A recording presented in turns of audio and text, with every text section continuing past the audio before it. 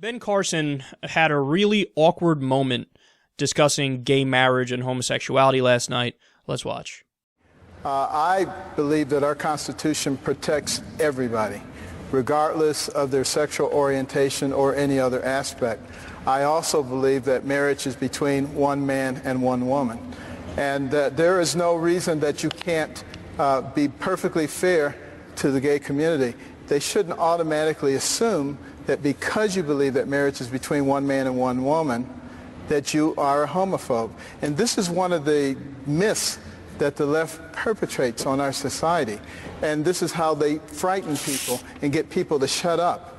You know, that's what the PC culture is all about, and it's destroying this nation. And the fact of the matter is, we, the American people, are not each other's enemies. It's those people who are trying to divide us who are the enemies, and we need to make that very clear to everybody. Okay, that was precious. I believe that our Constitution protects everybody equally, including people who have different sexual orientations. But I'm opposed to gay marriage.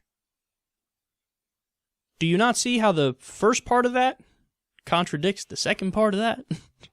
Do you not see how that's not logically possible? And just so everybody understands here, think about it in any other context. I think our Constitution protects everybody equally, but I don't believe in interracial marriage. Just because I don't believe in interracial marriage doesn't mean I'm a racist. Say it with me, guys. Yes, it does. That is exactly what it means. I don't like it when them Negroes marry our people. They should stick to their own kind. Now that don't mean I'm racist. No, everybody hearing that goes, don't be ridiculous. Of course that's what it means. Of course. At least be honest about it. But Ben Carson's trying to have it both ways. I'm against gays having the same rights as straight people. But that doesn't mean I'm against gays. That doesn't mean I'm a homophobe. Yes, it does! Yes, it fucking does!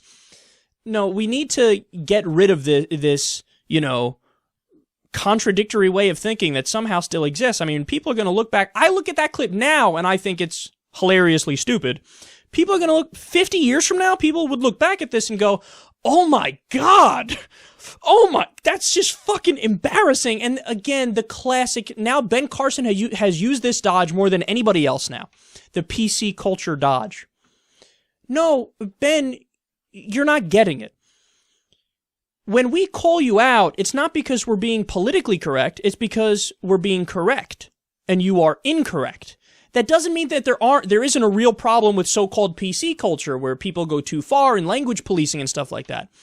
Of course that exists. We call it out on this show all the time. We just did a segment about how colleges, are trying to change the wording for everything to try to make people feel better and not offend anybody. And they go way too far, and it doesn't make any sense, and it's a waste of mind power and intellectual resources.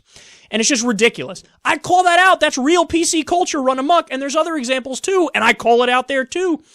But this is not that. This is you being a homophobe as you say you're not a homophobe.